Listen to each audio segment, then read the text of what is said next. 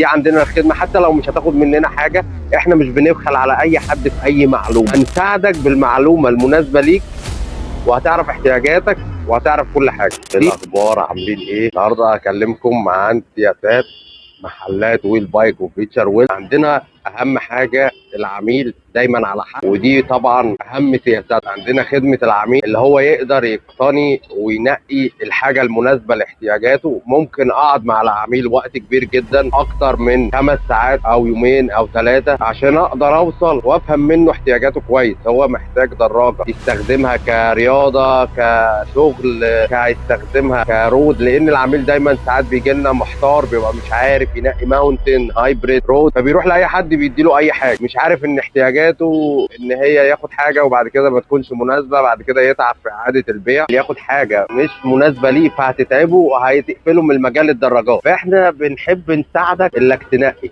مش كل الناس عندها طولة البال اللي هي تقعد مع العميل وتفهم رأيه وتفهم هو عاوز ايه، وعاوز هايبريد ولا رود ولا ماونتن. دي عندنا الخدمة، حتى لو مش هتاخد مننا حاجة، احنا مش بنبخل على اي حد في اي معلومة، هنساعدك بالمعلومة المناسبة ليك، وهتعرف احتياجاتك وهتعرف كل حاجة. دي واحدة بس من سياسات ويل باي. وعندنا برضو خدمة ما بعد البيع، دي اهم حاجة عندنا. اي حاجة في العجلة اعتبر فلوسك كاملة في جيبك، من غير اي جدال ومن غير اي نقاش. هتقول لي العجله مش عاجباني، عاوز تبدلها بدلها، عاوز تاخد فلوسك كامله خد. اهم حاجه راحه العميل ونحقق اهدافه، لان العميل انا بحط نفسي مكانه، هو جاي تعبان وشقيان بالفلوس، انا بحط نفسي مكانه.